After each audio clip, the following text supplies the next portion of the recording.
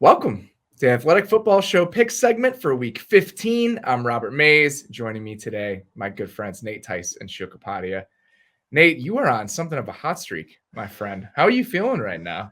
I'm trying to act like I'm a teammate of a pitcher in a no-hitter where you just don't talk about it, you don't acknowledge it, you just go, it happened, and we just move on. I do love for the video folk that we hit the trifecta here. We got forward hat, backward hat, and no hat. We're doing well, guys. I love this. We're hitting all the accessories this week. Now that we're on video, I feel compelled to actually do something and look half decent and take a shower and do my hair and stuff like that. Yeah, so. Not us. Yeah. And you're just like, yeah. All right, maybe next week. I met you in the middle. I showered, I put a hat on. So there we go. So after last week, Nate, you went 3 for 3 again. You had the Saints -5.5, the Chiefs -9.5, and the Cowboys -4.5. The Saints were your lock against the Jets. In retrospect, a very smart move by you. That's the second week in a row you've gotten all three right. Sheil also went 2-1 last week. Had the Packers -12.5 as his lock. The Titans -9. Missed on the Bills at the end of that game. But now, 10 weeks into this thing, you have a 1-point lead, Sheil. You are clinging to a 1-point lead, 30.5 to 29.5 in our weird scoring system that doesn't make any sense. How are you feeling right now?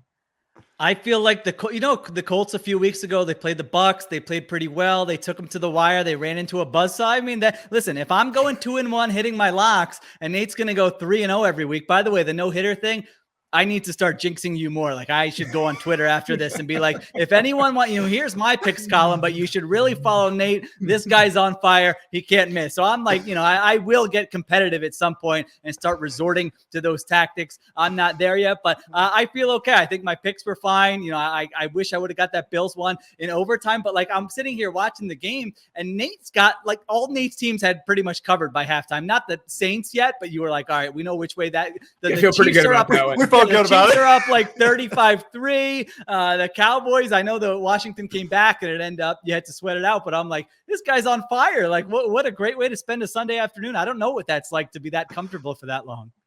All right, Nate, your hot streak has given you the wonderful opportunity here to go first. What is your first pick for week 15? God, this is a tough week. Not so much about the games, but or the teams and everything. It's just more the COVID stuff and the testing. Yeah. And it's just like, oh man, I was this last like 45 minutes before like we prepped for the show. I was just like looking. I was like, so and so COVID. That's my Google searches. It's just 20 teams, just COVID, that like one after another. But having said that, this is a healthy team. Only one guy got announced. I'm gonna make this my lukewarm lock. I am going the Packers -5.5 at the Ravens. I think this Packers team is playing a phenomenal ball right now. We touched on the offense a little bit, Robert, because this is for the earlier segment, movie magic. But this Packers team, I really do think is on the upswing. Kenny Clark was the only guy that got popped for COVID so far this week. Popped, like it was like a failed drug test or something. But it was like, but -5.5. And I think that this Ravens team is just trying to get through the season, even with them being, in the playoff hunt, all that stuff. Lamar's banged up. They had to like announce about 4 or 5 times, hey, it's not a high ankle sprain, it's a low ankle sprain. And that's where they're at, though. They're at gradations of injuries. It's not as if guys are healthy or not healthy. No. It's how injured are they? That's where the Ravens are at this point. Hey, this is a 4-weeker, not a 6-weeker. Like that's where they're hitting right now. And I just think this Ravens team, that's just kind of how their season's going. I think this Packers team, if the Ravens, that's why I was maybe it was just because of the Browns matchup, but it was the fact that they didn't change much what they were doing on defense, even with all the injuries they have on the back end. Whew, that's gonna be a little different going against this Packers unit with Aaron Rodgers, even with the toe and everything or whatever he has going on. But I just think this Packers team's a really good unit, even with Kenny Clark out. I think this defense is really playing well. Jair Alexander coming back, all that. They're kind of like on the team that's like on a different vibe than this Ravens team. Gonna go with them. Lukewarm lock, get it out of the way. I'll be regretting this. I don't even know what time they play, but whatever. I'm going to be regretting this, but I feel like this one just kind of just made sense, especially just how every team's kind of going right now. And I just think the Packers team more than others is having a lot of things go well for them. The two teams headed in opposite directions. Like there's no doubt about that at all. I mean, the Packers offense is playing so well. We talked about that earlier, and the Ravens are falling apart to no fault of their own. All right, Sheil, what do you got for me? What's your first one here, bud? I need a little special teams magic in that game. Come on, we got the best special teams unit against the worst special teams unit in the NFL. I don't care if you get dominated on offense or defense. Steal me just a little backdoor cover, maybe a kickoff return with like 90 seconds left or something. John Harbaugh, I believe in you. All right, I'm not touching that game. I thought that was a tough game, but I'm going to start with my lukewarm lock. And sometimes picking these games, you're kind of like a parent or a coach, and you're just harsh and you're crushing teams. And that's what I've been doing to the Bengals all week long. I've been all over them. I'm saying you hurt my feelings with those field goals on 4th and 1 and 4th and 2 in the red zone. You hurt my feelings with the run punt possession to start the second half. You hurt my feelings when you took the ball out of Joe Burrow's hands when the man was on fire in overtime, and you settled for the field goal. But now gather around Zach Taylor, Joe Burrow over here, Trey Hendrickson. I'm going to love you up. I'm going to give you a little hug. I believe in you. I still believe in you. You play an entertaining brand of football. Joe Burrow, there's no throw you're afraid to make. The defense flies around. You're going to Denver. Everyone's counting you out. Come on. You're not going to lose to Pat Shurmur in Denver, are you? You're not going to let your season die all of a sudden. Cincinnati Bengals plus 2.5. Lock of the week. They're going to win outright. I'm not, that's not on the record for the point, but I just want to add a little drama to it. So I got the Bengals. Does it feel right that the Bengals are 21st in offensive DVOA? Does that feel right to you? No, it feels like they're better than that. It does. When their quarterback is playing so well, and that's where they're sitting, it feels like there are other aspects to this that are maybe not holding up their end of the bargain in a way that we have not talked about enough. Yeah, it really that. I actually am shocked to even hear that, because every time I look it up, I'm like, I'm starting to get more complimentary of what they're doing. And it's just like, still the numbers aren't following that. It seems very like, had Sheil even talked about the run possession. That's funny because I watched this game today, and like, it's very like every series by series. So maybe that's why the efficiency numbers aren't there. It's like one series, they look like a freaking, they're blitzing guys. I mean, just look like, down the field, they're hitting T. Higgins on dig routes. Jamar Chase on sluggos, running the ball, Joe Mixon. It's like, it looks great. And then the next series is like, this team can't gain a yard. Holy crap. And it's like, maybe that's just the microcosm of what they are, So it's like, maybe the numbers don't reflect that, but they can go on a streak where they get hot. They just look amazing. So maybe that's what it is. And Joe Burrow's throwing like 26 passes a game when their running game is not that effective. I mean, I think that's the problem, is they've committed to that under center run game, but the efficiency is not really caught up with how much they want to do it. This last weekend reminded me of watching the Chargers last year, where it's like, I want to love you. I see the talent. Please don't do this to me. Again, you have an advantage with this man who's playing quarterback. Let's let him go to work. So I'm going to say, hopefully it's a little blip. We learn our lesson. Let's, if you're going to go down swinging with the ball in that guy's hands. Let Joe cook. We're starting the movement. Let Joe cook. All right, Nate, what's your second one here? All right, the second one, just continuing, it's another team we talked about today. I'm going with the Cowboys minus 10.5 at the Giants. I think this Cowboys team is one of the best teams. Watching this offense has, even against this Washington game where they it just looked a little disjointed, and they're not putting teams away like you want some of these, star-studded teams to do.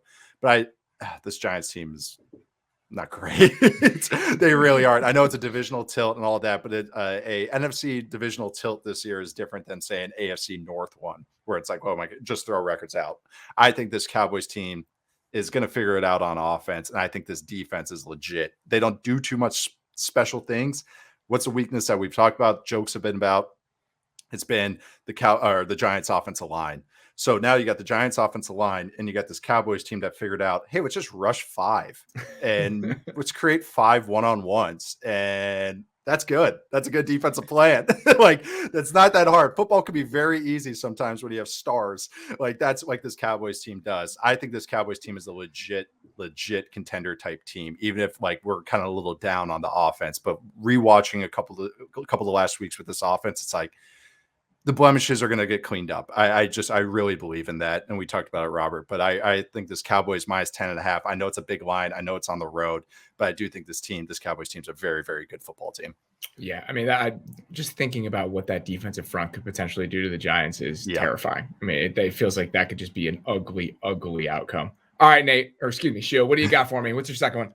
All right, this one makes me nervous given the COVID stuff that is going around. I hope this team doesn't look different by the time they take the field on Sunday, but I'm going to go with the Los Angeles Rams -4.5 against the Seattle Seahawks. That game is in Los Angeles. I know the Rams are, have been a little up and down over the last 5 or 6 weeks, but you saw kind of the high end of the variance with Matthew Stafford on Monday night, where it's like, all right, we saw some bad games, but it's hard to play better than he played in that game. The numbers didn't even reflect it, the degree of difficulty on some of those throws. And so I think, they played Seattle well in the past. That sort of weird NFC West thing that happens where this team owns this team and this team owns this team. They've been on the better end of that against Seattle. And I just, I'm not going to buy that Seahawks team after a win over the Houston Texans, which really, was a game in the third quarter. It's like a 6-point game or something. It's not like they dominated them the entire time. I know they're going to give Rashad Penny a heavy dose. I know Aaron Donald is going to be heard from in this game. So -4.5. I like the Rams against Seattle. That just feels like a COVID question. I mean, if that ends up working out okay for the Rams, they've had their number for the last several years. The Rams seem to be trending in the right direction. I think that makes a lot of sense. All right. What's your last one, Nate? That game was it was one of mine. Like I had 4. That was my 4th. I thought you were going to pick them. Yeah, I did and that exactly what Robert just said right there. It's the COVID stuff. I think that's a game that I'll be betting Sunday morning as opposed to right here on a Thursday afternoon / Friday morning show. But yeah, I see it the same way as you guys did. I think the Rams have their numbers. I think everyone that's maybe getting on the Seahawks, going oh, they have stuff figured out a little bit. It's they played the Texans. That's a nice little, nice medicine for anybody.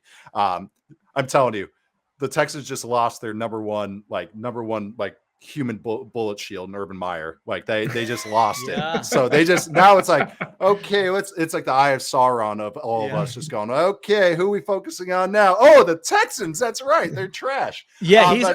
Urban Meyer's really helped. I was on DC radio today and they're like, look at the Jaguars. We got nothing like that going on here. I'm like, all right, I'm going to let it go this time. But the Washington football team, you don't actually have your stuff together. It's already gotten ugly for you and it's going to get bad. But you're right. Yeah, some of these teams are probably like, shoot, you couldn't have kept Urban around for 3 or 4 more weeks. So the Jets and the Texans, I feel like both of them are feeling that way. Where it's like, oh man, people are going to start looking at us now. All the Zach Wilson stuff that came out this week, they're like, no, keep talking about the Jets. I know, exactly. Well, I don't know if I'm a psychopath or not, but I'm going to go back to one of my early angles of this season. And that's nobody believes in the Vikings. I'm going to go with the Vikings -4.5 at the Bears. I can't quit them. This team is maddening. If you rewatch them, it's just put a team away. They do so many nice things. And then the next play, they look like they came in can't do a handoff or something like that. So Kirk Cousins tripping all over himself, but the offense actually plays decent. And then defensively, they got healthy. Watching them take it to the Steelers pass protection plan was tremendous. It's one of my, I'm always going to gush about Zimmer's stuff, but also just doing that against the Steelers, who once in a while can look competent. They can do that stuff. As much as I love Justin Fields, that Bears offense is not really encouraging. Oh yeah, you don't say. So I don't have to really add on much here, but now Larry Borum is on the COVID list, which means that Chavius Simmons, who the last time we saw him was in that Tampa game that was unwatchable. So yes. Good luck, Justin. God. So I know. So we're going to see some double. This team, it's not even just talent stuff. I'm going to just talk about the Bears O-line. It's not even just talent stuff. It's just where they're going. It looks like they're guessing. And now you're going against the wizard of abusing that. Seriously, that's what Zimmer does best. And I know I talk about it every week, but that's really what he does. He just takes advantage of poor plans. And the Bears are the worst planners for protection they have in this entire season. So that is really the angle I'm going at here. I think the Vikings have enough. The Bears defense does some nice things, but I think this Vikings offense can do enough with their run game and also just what Justin Jefferson be able to do Justin Jefferson things. So Vikings -4.5 at Chicago. It's funny that you talk about how the Vikings, they can look good in certain moments, and they have those just ridiculous letdowns. Did you know that they are number 1 in the NFL in variance on Football Outsiders? They're the most consistent. They're the most consistent team in the league. Yeah. Oh, so that means the other side. Within a given game, they always have that mix of stuff. They always have that ridiculous, like, oh my God, I can't believe that just happened. And man, they look pretty good. Yeah. Some teams have full games of either one. The Vikings have the same mix of all of the ingredients within every single game, to the point that they've been the most consistent team in the league the entire year. Consistently inconsistent. Yes. I love seems betting on a shocking, team like but that. it's actually really funny that that's true. Sheil, have you seen that?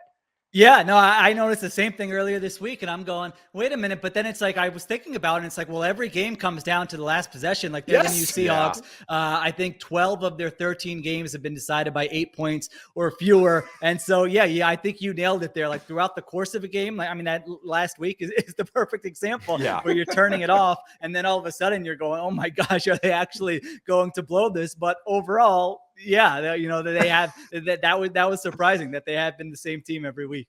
I love betting on crap shoot on any play. Just love it. It's just like, this is great. Can't wait. That's like, this is what I love about gambling. Just get the bet on this and just get my heart teared away.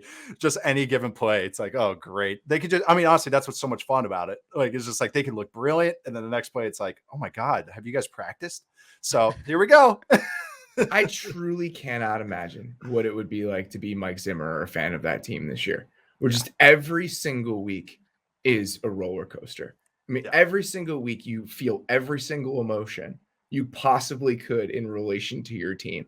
Like, Mike Zimmer's in his 60s and he's not a chill guy. It's not as if he's had a really like low heart rate for the first 6.5 decades of his life. This is somebody who has lived very hard emotionally for a very long time, and then he's had to endure this season. I feel bad for the guy. Some of it is his own doing, but at the same time, it's like, oh man, that is just the gauntlet that he's had to go through emotionally over the last 4 months. I love that description. And no one has ever described Mike Zimmer as a chill guy. I feel very confident. I haven't been around everyone around him. I don't know the different stages of his life, but I think that that's probably accurate based on everything we've seen. I'll tell the story very quickly. When I was there for training camp, I talked to Mike Zimmer just about like a big picture defensive philosophy thing. And we were walking up the stairs to the little perch at the Vikings practice facility. And somebody probably told him that I worked at The Athletic. And he's like, well, did you write that headline? And it was the scariest thing that had ever happened. And it was not something I wrote. Yeah. Writers don't write the headlines. But for a moment, he thought that I had done something like out of line or unfair. And just the cold sweat that I went into instantly, because this is a man that was not having a good summer, right? With all of the COVID stuff that was going on. It's just, he was just pissed every press conference. He is a very different sort of guy when he gets into that mode. So again, you just heard the psycho ever. Like, just as he's walking up to you, it's like, no, I didn't do that. Oh God, it was a really rough 4 seconds for me before the PR. I was like, no, that wasn't him. And I was like, okay, I'm glad we cleared this up as we're about to have this conversation. Thank you, Bobby Hagan. It's exactly who it was. All right, Sheil, what's our last one here, buddy? In my head, I'm going, shoot, what did I write about Mike Zimmer? And I'm like, no, I was really nice to Mike Zimmer in August. Yeah, October is when I started crushing him for some of the things but in the summer I was very, no one was nicer to Mike Zimmer than I was. That was your coach of the year pick because of that angle. You said he's going to be so pissed off that he's going to take it out on opposing quarterbacks. Yeah, I thought the defense was going to be better. It hasn't worked out great, but anyway, let's move on. So I actually had this, as I've been doing every week, I have my last pick narrowed down to a few of the Vikings who are at the top of the list, but I don't want to take the same team Nate took. It's not as fun. I need to make up some ground, so I've got it narrowed down to these still. I've got the Patriots plus 2.5 at the Colts, or I've got the Steelers, surprise, surprise, +1. They're underdogs against the Titans. What do I go with? I feel like I've had bad luck on like the, Thursday games, and maybe that translates to the Saturday games. I'm out of here on the Patriots. Mike Tomlin, baby. We're back. We are back, baby. +1. Steelers at home, underdogs against a Titans team. It's not the same team. I mean, since Derrick Henry has gone down, I think since week 9, I was looking at this explosive plays. They're tied for 32nd with the Houston Texans. So I know they haven't had all their wide receivers, but they're not going to have AJ Brown for this game. I think Julio Jones played like 30 snaps or something last week. And so I just think, are they going to be able to methodically move the ball down the field? I think that will be a challenge for them. Now on the other side, I'm not going to tell you what did Nate say is no flies. That was one of your guys' best segments on the Sunday night show that week about Nate said they're in the no fly zone. And then Robert just started ripping the Steelers. I remember laughing during that segment. So maybe if they that'll beat happen the again. Vikings, I would have lost my mind. It's like, oh my God, I have to keep talking about their offense. Yeah. So we don't have to talk about this that much, but I mean, I feel like they're, pretty even teams here at this point in the season, given who we think is going to be playing here. The Steelers are at home. They're underdogs. Maybe Mike Tomlin, I thought his comments were pretty cool about Chase Claypool this week. I don't know if you guys saw that, but it was basically like, my job is to help him grow and learn from those mistakes. And I'm like, an NFL coach who's admitting that his job is to coach the players. Urban, over here, you should read this. So maybe I'm making too much of that, but I still am kind of a sucker for Tomlin and kind of the DNA of that team. So it was +2 when I wrote my column yesterday. It's +1 now. So we'll make +1 official Steelers at home against Tennessee. Mike Tomlin, everything about Mike Tomlin, I enjoy. And I want to, it's almost like I'm done with this version of the Steelers, but I want to see what the next version looks like. Yeah. I just, watching Ben Roethlisberger quarterback this team, like there were some moments last week against the Vikings, but for the most part, when you look at the numbers, we talked about some of them in regard to Aaron Rodgers today. He's playing a different sport with the types of throws that Ben Roethlisberger has been putting on the field this year. I mean, their offense is unwatchable at times. And I just kind of want to say, all right, give me Chase Claypool, Deontay Johnson, whoever's playing quarterback that next year, and that offensive line 1 year older. Like I almost just want to press fast forward to next September when I can see what the newer version of the Steelers looks like. That being said, they absolutely could beat this weird Titans team because the Steelers are a bizarre team. Like this is a very strange matchup when you think about how the last month of the season has gone. Yeah, and like that's the thing with why he's on the no-fly zone is, and I already referenced to it, the Zimmer stuff is. The perfect example of all of it is, okay, he's how many starts does Roethlisberger have? Like 200. And he's pointing out they have to do this one protection check. Like if you bring 4 week, and I'm going to get into a little inside baseball here, but you bring 4 week, they have to run a hot adjustment to it. And he's pointing it out every single snap, pointing it out. I'm like, oh, okay. Hey, Ben. Hey, protection's a little better than I thought, which is already saying something that I'm like surprised Big Ben knows protections at 20 years into his career. 20 years into his career. So the Vikings finally bring it. And he doesn't look. He's just doing it for show. He's like going like, hey, I got it, guys. Hey, I got it. When we're on film, nope, I pointed it out. He didn't look. And then so Harrison Smith smokes him. Like, and then Chase Claypool also didn't run the hot route. So that's a double whammy. So they pointed it out. This isn't making me feel better, Nate. I know, I'm sorry. But that's like just sums it up. It's like it's just going through the motions sometimes. It's like I did my job. And it's like, yeah, well, no, you didn't. Like, are you actually doing it? So that's why pre-snap and post-snap stuff. But that's like that kind of is just like why it's so frustrating, why I'm willing to throw out some memes on Thursday Night Football when it's talking about Big Ben and his quarterback play because, those go balls aren't sustainable. Sorry, I know, Sheil, you bet this team, so they're probably going to win by 20. But you hear the tone in our voices. I hope you guys are jacked up for this matchup between the AFC South leading Tennessee Titans and the playoff still alive Pittsburgh Steelers. This game actually matters, and this is the overall tone that we're bringing. It'll be weird at least. It'll certainly be weird. And you know what? This segment is weird every single week. Gentlemen, always appreciate the time. Appreciate you guys watching and listening. We'll be back next week with our picks. Until then, appreciate it. Talk to you guys soon.